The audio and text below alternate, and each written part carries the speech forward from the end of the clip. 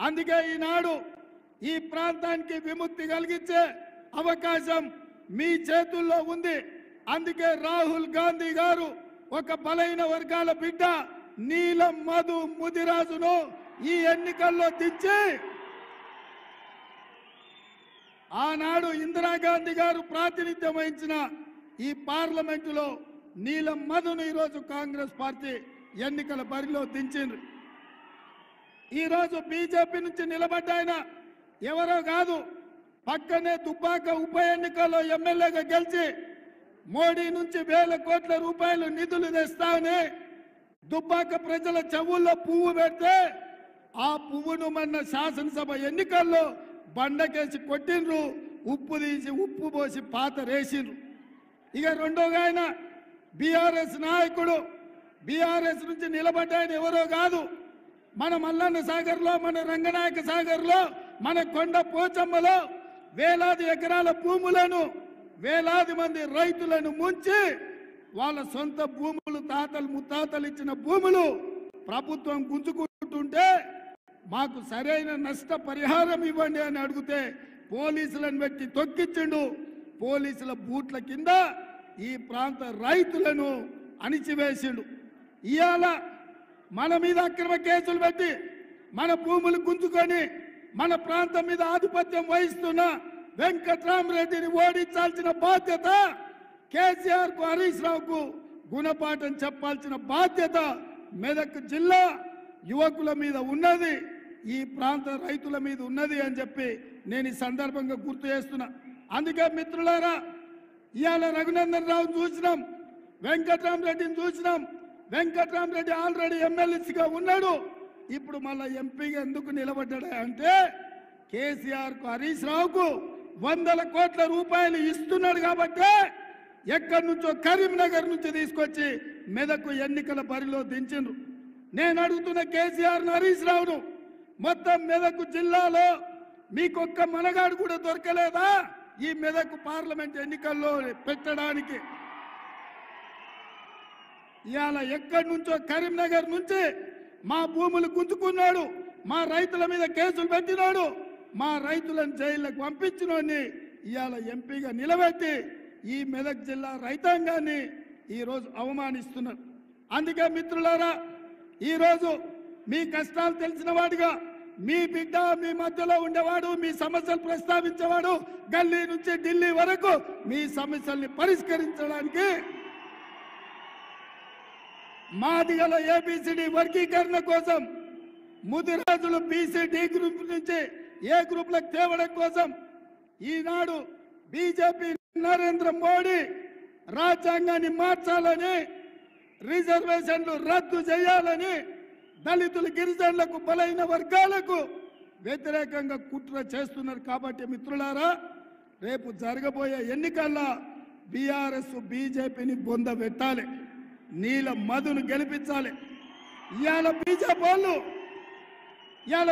వాళ్ళు అంటున్నారు ఎన్నికలు వచ్చినప్పుడల్లా వాళ్ళకి రాముడు గుర్తొస్తాడు, హనుమాన్ జయంతి గుర్తొస్తుంది, లేకపోతే బతుకమ్మ బోనాల పండుగలు గుర్తొస్తాయి ఇంకొకరికి. నేను అడుగుతున్న మా మిత్రుల్ని, మన తండ్రులు తాతలు మన ముత్తాతలు శ్రీరామనవమి చేయలేదా? హనుమాన్ జయంతిలు చేయలేదా? ఇవాళ బీజేపీ వాడు వచ్చి మనకు కొత్తగా మనకు సాంప్రదాయాలు నేర్పుతున్నాడు.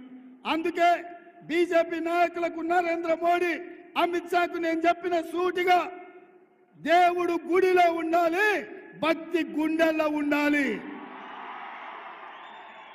దేవుడు గుడిలో ఉండాలి, భక్తి గుండెల్లో ఉండాలి. పోలింగ్ బూత్ లో ఓట్ల కోసం అడుక్కునే బిచ్చగాళ్ళలాగా రాముడినో హనుమంతునో వాడుకుంటురంటే మిమ్మల్ని దేవుడు కూడా క్షమించడని చెప్పి బీజేపీ వాళ్ళకి చెప్పిన. ఇవాళ నిన్న చంద్రశేఖరరావు వచ్చిండంట. ఇక ఆయన బస్సు యాత్ర చూస్తుంటే వెనకడికి కూడా తిక్కలోడు తిరునాళ్ళకు పోతే ఎక్కడానికి దిగడానికే సరిపోయిందంట. పెద్దలు మదన్ రెడ్డి గారిని ఏదేదో అనిపోయిందంట. చంద్రశేఖరరావు వయసు మీద పడ్డది, ఇప్పటికైనా బుద్ధి తెచ్చుకో. ప్రజలు నిన్ను బండకేసి కొట్టిండ్రు, ఈ ప్రాంత ప్రజలు నిన్ను తిరస్కరించిండ్రు, నిన్ను ఓడగొట్టిండ్రు. రేపు రాబోయే పార్లమెంట్ ఎన్నికల్లో నీ అభ్యర్థికి డిపాజిట్ కూడా గల్లంత అవుతుంది.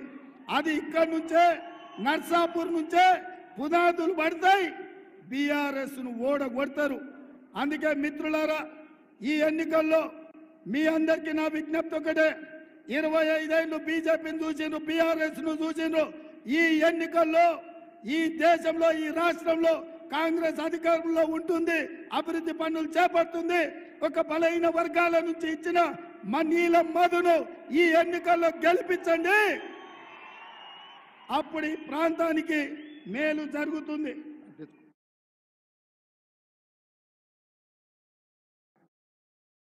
సోనియా గాంధీ గారు మనకు ఖమ్మంలో బయ్యారం ఉక్కు కర్మాగారం ఇచ్చిండ్రు.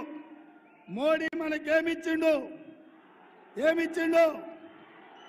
ఖమ్మంలో మనకు ఉక్కు కర్మాగారం అడిగితే మోడీ ఇచ్చింది గాడిద గుడ్డు.